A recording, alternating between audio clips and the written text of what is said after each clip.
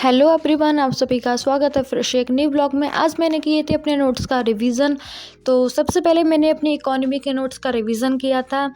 Then इसमें मैं बताऊंगी आपको मैंने क्या पढ़ा था, इसमें क्या क्या आया था। तो सबसे पहले मैं आपको बताती हूँ, इसमें था कि जो लोगों द्वारा की जाने वाली जो भी विभिन्न आर्थिक गतिविधियाँ उसके बारे में था।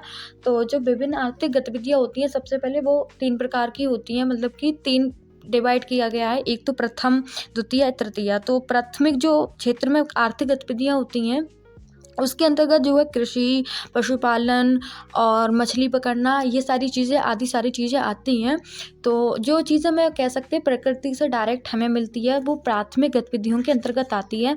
एंड अगर द्वितीय की बात करेंगे तो इसके अंतर्गत जो भी हमें प्रकृति से चीज़ें मिल रही हैं डायरेक्ट, उनसे ही हम किसी और चीज़ों का निर्माण कर रहे हैं। जैसे कि हमें कपास मिलता है प्रकृति के द्वारा, उनसे क्या करते हैं, हम कपड़ों का निर्माण करते हैं और सारी चीज़ों का निर्माण करते हैं।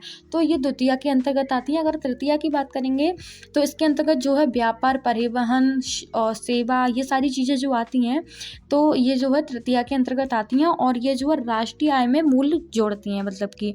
और जो आर्थिक गतिविधियाँ होती हैं वो 2 प्रकार की होती हैं। एक होती है गैर बाजार गतिविधियाँ, एक होती है गैर बाजार गतिविधियाँ। गैर बाजार, एक बाजार गतिविधियाँ। तो जो गैर बाजार गतिविधियाँ होती हैं वो मतलब कि बोल सकते हैं लोग अपने स्वार्थ के लिए बोल सकते हैं अपने लिए ही जो भी कार्य कर रहे हैं, जो गतिविधियाँ कर रहे हैं, उसको गैर बाजार गतिविधियाँ बोलते हैं।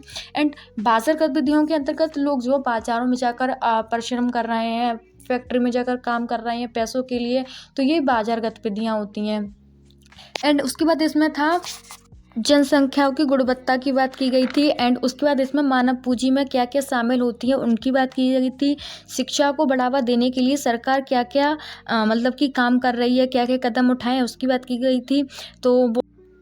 तो सबसे पहले बोल सकते हैं कि जो सार्वभौमिक शिक्षा है उसको मतलब क्यों लाया गया, उसके लाने का कारण क्या था। तो सबसे महत्वपूर्ण बात तो यही है कि देश में लड़कियों को मतलब पीछे कर दिया जाता है, भेदभाव किया जाता है उनको पढ़ाई के मामले में। तो सरकार ने सार्वभौमिक शिक्षा को लाया गया है, खासकर लड़कियों के लिए है। बहुत ज़्यादा बल दिए गए हैं ताकि लड़कियां भी आगे बढ़ें, पढ़ें लिखें और वो जो है एक संसाधन के रूप में तब्दील हो, मतलब एक खूब अच्छे से उनकी पढ़ाई हो पाए और आगे बढ़ सकें।